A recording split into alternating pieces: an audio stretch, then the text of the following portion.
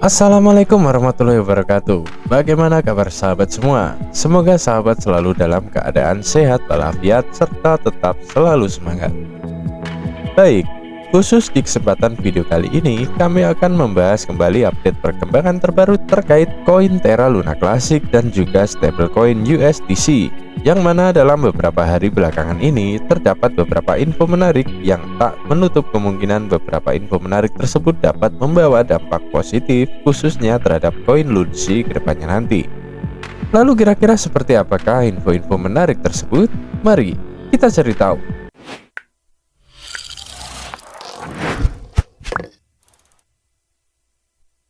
Tapi sebelum lanjut ke inti pembahasannya, seperti biasa, saya ingin mengucapkan banyak terima kasih terlebih dahulu kepada sahabat semua yang telah mendukung dan mensupport channel ini dari awal hingga saat ini.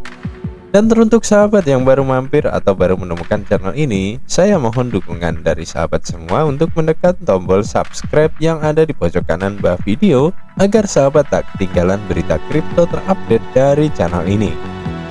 Ya, jika kita lihat data Terra Luna Classic dan stablecoin USDC di dalam CoinMarketCap, per 7 hari terakhir, koin LUNS masih mengalami penurunan yaitu sebesar 9,7%.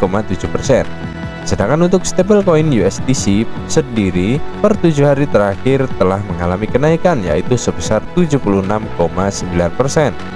Tentunya dengan melihat data penurunan maupun kenaikan harga LUNS dan juga stablecoin USDC di atas, pastinya banyak sekali sahabat yang menanyakan akan penyebab mengapa stablecoin USDC tersebut mengalami kenaikan harga yang cukup signifikan, sedangkan Terra Luna Classic atau LUNS malah cenderung sideways di sekitaran area kepala 27 hingga kepala 30 saja.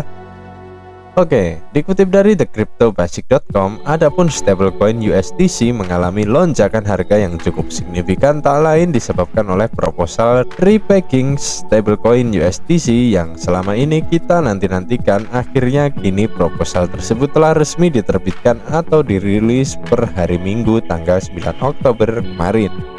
Yang mana sebelum diterbitkannya proposal repegging stablecoin USDC tersebut telah terjadi perdebatan online antara para pengembang inti Terra Luna Classic, Tobias Anderson aka Zaradar dengan Alec Forsaw. Yang mana untuk Tobias Anderson aka Zaradar telah mengusulkan untuk merepeg kembali stablecoin USDC dengan cara merekapitalisasi USDC dengan menambahkan fitur baru seperti partitioned pool dan juga mengaktifkan kembali fitur swap dengan meningkatkan perlindungan terhadap volatilitas, yang mana nantinya partitioned pool tersebut akan memungkinkan startup di jaringan dapat mengeluarkan token baru yang akan digunakan untuk aktivitas komersial di pool. Sedangkan untuk Alec Forsaw telah mengusulkan untuk mencetak atau meminting kembali koin LUNS sebesar 10% dari total pasokan LUNS atau setara dengan 500 miliar koin LUNS untuk membeli Bitcoin sebagai jaminan untuk token Algorithmic Fungible AFT baru yang disebut USDN. Namun menanggapi kedua proposal di atas, mayoritas sebagian besar dari komunitas dan juga Vegas, salah satu suara yang paling berpengaruh di antara anggota Terra Rebels, menentang keras terhadap proposal milik Alec Forsaw dan mendukung penuh proposal Zaradar, yang mana menurut pengembang Terra Rebels mencetak atau meminting kembali koin LUNS sebesar 500 miliar koin LUNS guna untuk membeli Bitcoin yang akan digunakan untuk jaminan stablecoin LUNS yang bernama USDN tersebut merupakan suatu ide yang buruk.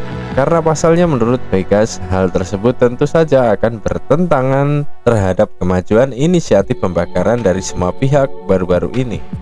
Dan lagi pula, kedepannya nanti tak menutup kemungkinan kejadian yang sama akan terulang kembali terhadap koin Terra Luna Classic, yang tentu saja hal tersebut akan memperburuk keadaan koin Lunsi saat ini. Sedangkan untuk proposal Zaradar yang berisi merepeg kembali stablecoin USDC, menurut tweet yang tertera Vegas terlihat sangat mendukung penuh proposal milik Zaradar tersebut. Karena menurut Vegas, merepeg kembali stablecoin USDC merupakan ide yang bagus karena hal tersebut dinilai lebih rendah resiko serta sama sekali tidak mengorbankan komunitas LUNS itu sendiri.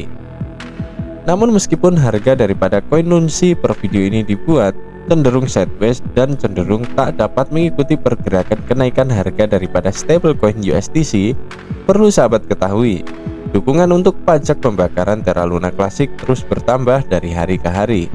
Serta ditambah jika nantinya stablecoin USDC tersebut berhasil stabil kembali menjadi 1:1 dengan US dollar, dan selanjutnya stablecoin USDC berhasil di-repack kembali dengan koin LUNS, maka hal tersebut nantinya juga akan dapat membantu lebih efektif dalam melakukan pembakaran koin LUNS melalui kontrol algoritmik aslinya.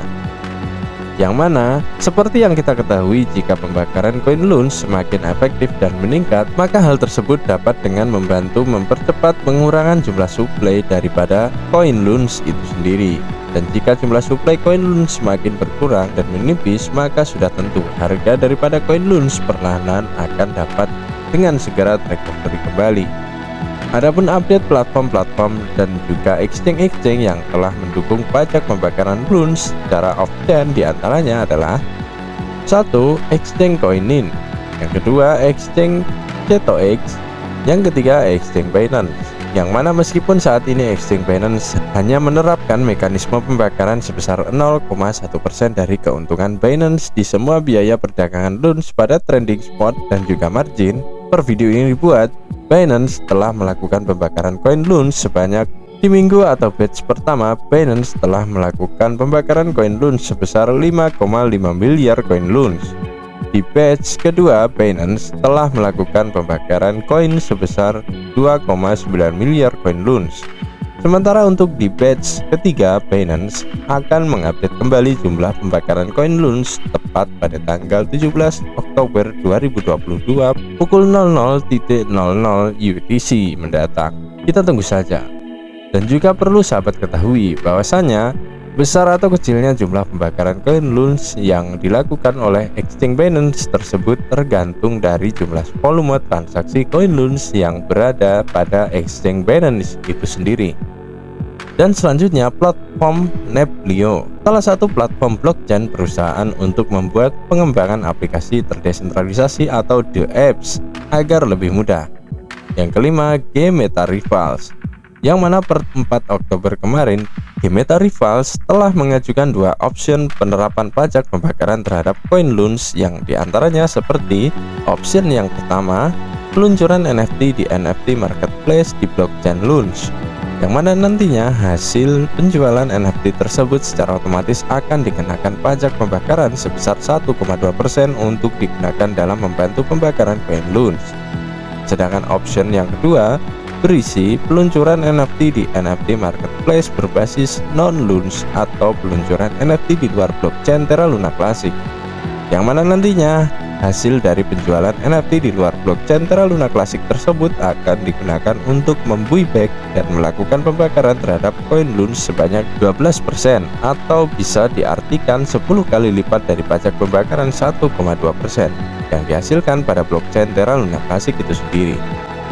Yang keenam, sedangkan untuk Catch Lab, tim pengembang blockchain Litospair, jika sahabat masih ingat di video saya sebelumnya pernah saya ulas bahwasanya nantinya Catch Lab berencana untuk mengintegrasikan LUNS ke dalam game Venus, game play to earn milik blockchain Litospair, untuk meningkatkan jumlah pembakaran koin LUNS ketika pemain menggunakan koin Terra Luna Classic selama bermain game Venus tersebut. Namun baru-baru ini Rex, salah satu anggota tim dari Terra Rebels, telah mengklarifikasi melalui laman Twitter resminya bahwasanya meskipun Catch Lab terus menyebutkan dalam siaran pers untuk game play to earn mereka, namun tidak ada kesepakatan atau afiliasi apapun antara Catch Lab, blockchain Litospair dengan tim Terra Rebels tersebut. Kemudian sedikit tambahan info, jika kita cek melalui website LUNSpenguin.com, jumlah pembakaran koin LUNS yang terhitung sejak tanggal 21 September hingga per video ini dibuat, jumlah pembakaran keseluruhan koin LUNS tersebut telah terakumulasi sebanyak 5,3 lebih koin LUNS yang telah dibakar. So, mungkin itu dulu update terbaru terkait koin LUNS dan juga stablecoin USDC di kesempatan video kali ini. Semoga sedikit ulasan di atas dapat bermanfaat dan dapat menjadi referensi untuk sahabat semua. Serta ingat, lakukanlah riset mandiri sebelum berinvestasi dan gunakanlah selalu uang dingin agar sahabat dapat meminimalisir segala risiko yang mungkin saja muncul ke depannya nanti. Saya Sinau Crypto, pamit.